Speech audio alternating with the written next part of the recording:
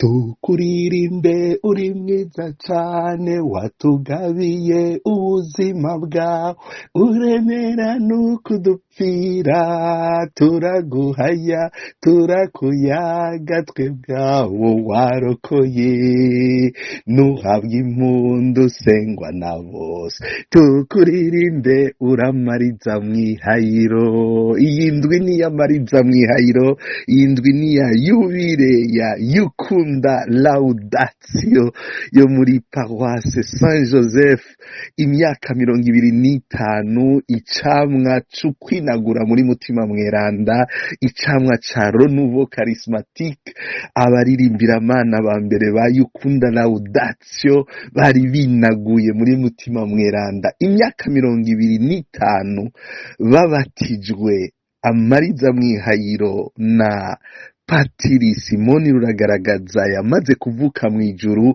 bariko barahimbaza yubire uyu munsi niho duheza tugatangarira ingene Imana ishobora kuca ku basaserdoti ikabiba imbuto izokwama ivyamwa bikagaburira isi yose rero kaze mubandanye muryoherwa n'intahe mubandanye mwumva ingene umukama kuri bitangaza mwumve n'insiguro y'amariza mwihayiro kuko hari amajambo y'ikirundi twumva kunzaruka z'uno munsi ntibamenye icari ciriza ntibamenye icari co amariza mwumvise umuntu yitwa amariza ntimumenye igituma ntibamenye igituma Yukunda yiswe amariza mwihayiro ivyo byose muravyumva muri kino kiganiro ndabatumiriye kuraba kugira ngo dusamiriza akanyamuneza k'inkuru nziza imenyeshwa mu kuririmba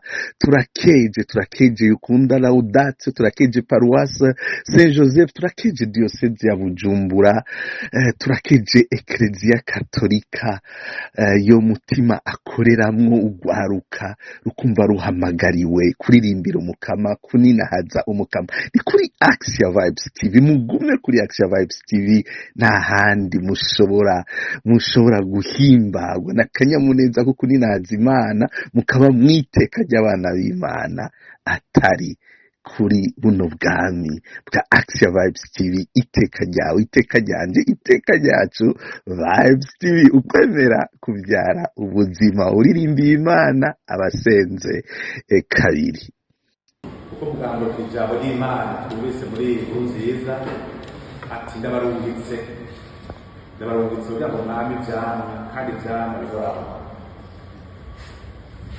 none haheze imyaka 25 dusangiye ubutumwa muri Eklezia yacu hanyuma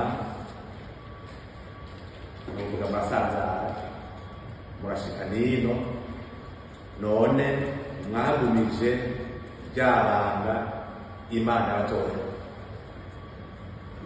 ngira ngo murabizi abakuze nyamwaranzi jewe je suis arrivé en 2001 à Saint-Joseph. Vous venez d'être baptisé en tant que Yukunda Laudatio par Abbé Ruragaragaza, avec qui j'ai passé 4 ans. Et il m'a donné envie d'aimer et de continuer. Mais vous avez été effectivement baptisé par lui et vous avez son nom, le nom qui traduit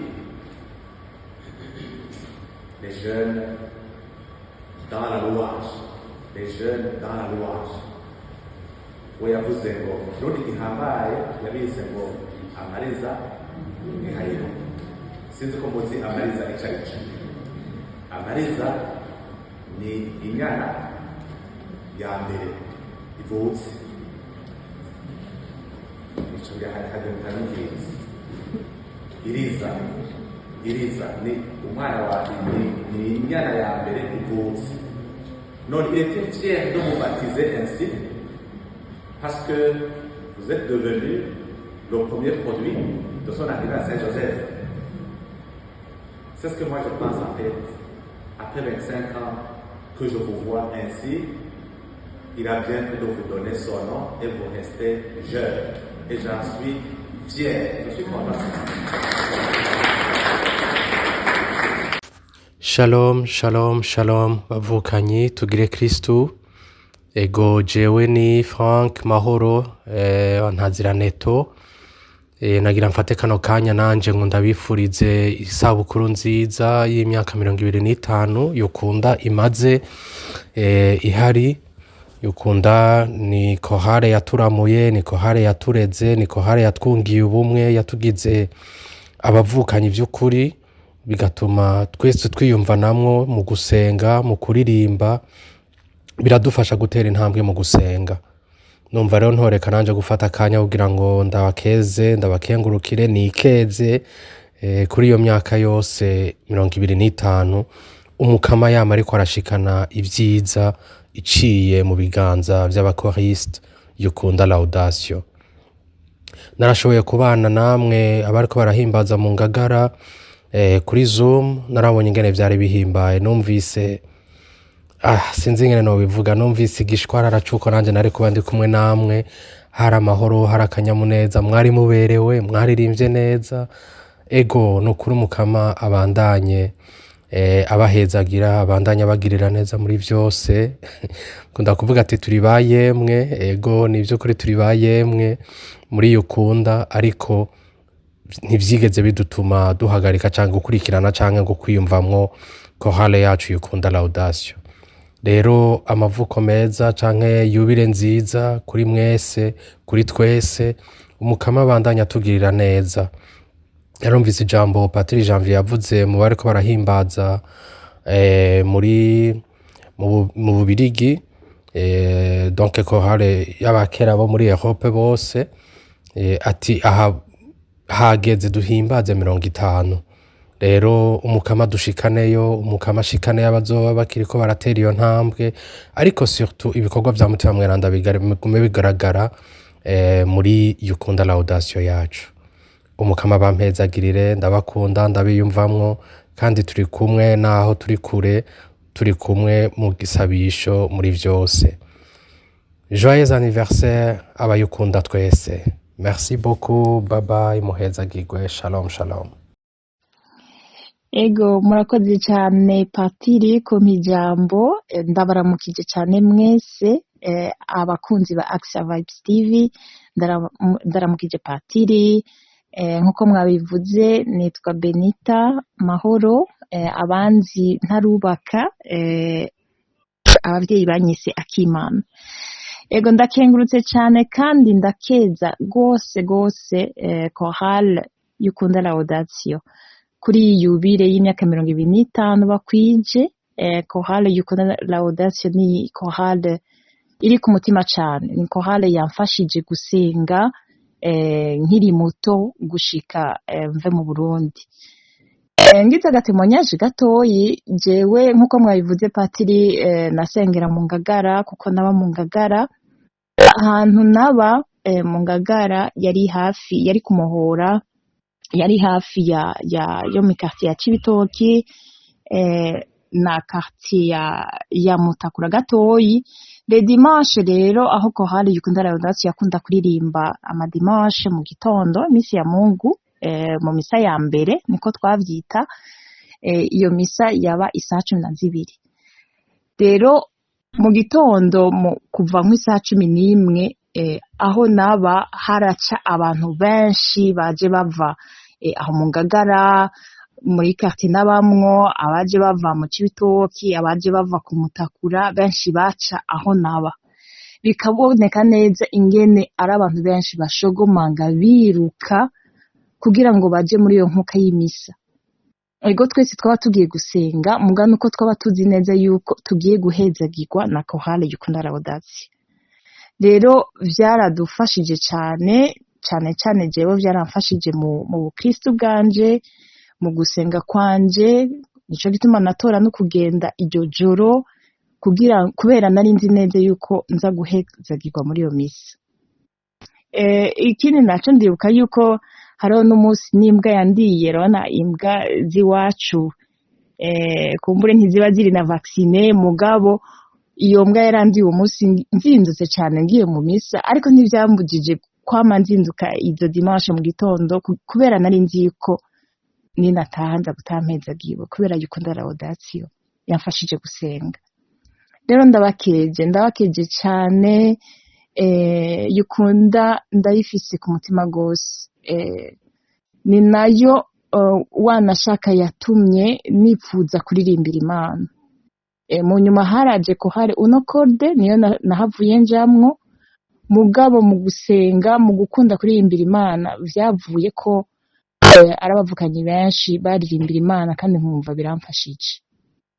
Rero ndabakeje, yukunda Laudatio n'abavukanyi turi kumwe hafi, n'abantu twahurira mu mafraternité, ndabafata nk'abavukanyi cyane gose. Ndabakeje kandi nkakenguruka yuko n'abaririmba batakiri mu Burundi bashobora guhura bakaririmbira Imana.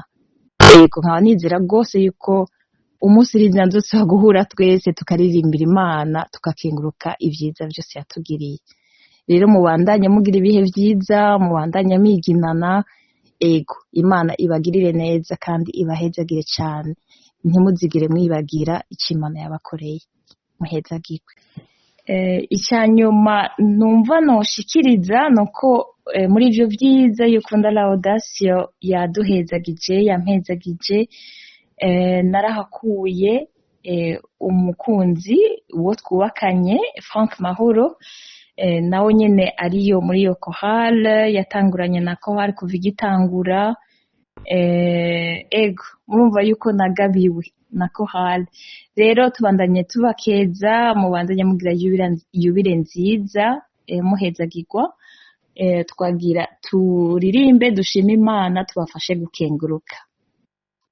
Kubera ivyiza wampaye, sinogenda nashimye, yo kuba mu bana bawe, sinogenda nashimye, kubera iteka wanteye, sinogenda nashimye, kandi narinda bikwiye, sinogenda nashimye, ogenda nashimye.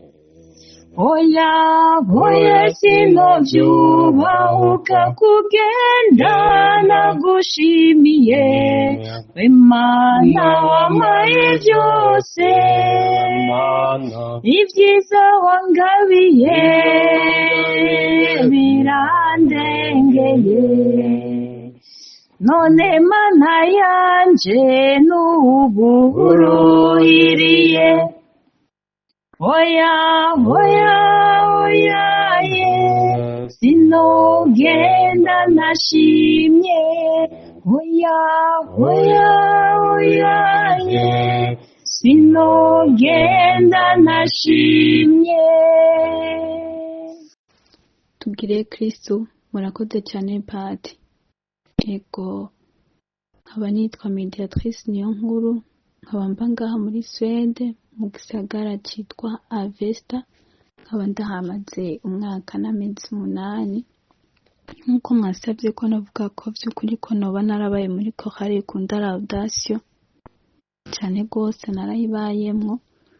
Ego noba natanguye kujamwo muri chorale mu 2013, aho numva ko ari umuryango, n'ahantu nasanze abakoriste b'ubuntu kandi bakundana bakirana. Yego haramfashije ugukura mu bukristo, n'ahantu nagenda nkumva ko mpimbariwe cyane rwose, kanatsinda bavuga ati iyo uririmbye uba usenze kabiri. Yego tukaba twahimbaje isabukuru y'imyaka 25, nkaba naragiriye ubuntu bwo kugenda mu gihugu cy'Ububirigi gusangira isabukuru n'abandi bavukanyi batakiri mu gihugu cy'u Burundi bari ngaha muri Europe.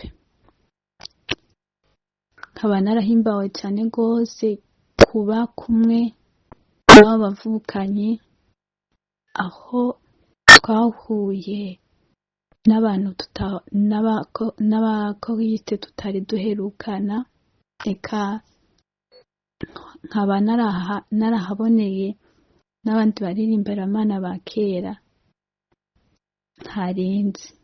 Yego by'ukuri nosozera ntumirira kuri wowe wese yumva afise umutima wo kuja kuririmbira Imana. Iryo jwi ry'umukama n'ubwitabe, iyo akaji kongoreye ntugasubize inyuma, haguruka ugende kuririmbira Imana. By'ukuri mu kuririmbira Imana ni ikintu kiryoshye cyane rwose, ni ikintu kiruhura ku mutima, ukumva kuhimbawe cyane rwose. Ego murakoze cyane rwose. nta nkeka ko mwahimbawe n'izo ntahe, mwahimbawe n'ako kanyamuneza kababaye muri ukunda bagatangurana nayo, kababonye ingene itangura bari mu zindi korale nka uno. Turabarabukije abantu bose bari muri korale uno corde, abari muri korale nk'ururumene kantorum, turaramukije abari muri Sentano Arita, bari muri Sabaudiyegema, bari muri korale y'ingendanyi, abari muri korale y'imikangara. Turabaramukije cyane, turamukije umuvukanyi Nicole yafashije cyane mu gukomeza ubutumwa bwo kuririmba muri Paroisse Saint Joseph kuri iyi yubile ya Yukunda Laudatio. Turaramukije abaririmbira Mana mwese, turabakengurukiye muri Ecclesia. Mukomere ku muheto. Mwari kuri Axia Vibes TV, naho tuzobandanya tubazanira tubasangiza ingene yubile y'imyaka 25 ya Yukunda yagenze, iyabereye rero i Bujumbura. Mugume muri kuri Axia Vibes TV ingene vyagenze kuri Saint Joseph kuri uyu wa Mungu itariki 12 muzobikurikirana. Wari umukuru w'urubanza uwo twita Eric, ari akazina k'ubuhizi tumuha. Ego yaratwemereye ko bazotuyagira bakatwereka ingene vyagenze. Rero ntimwibagire gusangira ibiganiro abayukunda iyo bari hose, abawuno iyo bari hose, abantu bose bo muri Saint Joseph, bo mu Ngagara, baba Katolika, aba Protestani, baba aho musengera hose, musangire ibi biganiro kandi mwibuke kugira subscribe, mwibuke kugira s'abonner, mupartage, mukomante, mugire byose kugira ngo kuri Axia Vibes TV tubandanye tuba umuryango munini w'abahana iteka. Bye bye.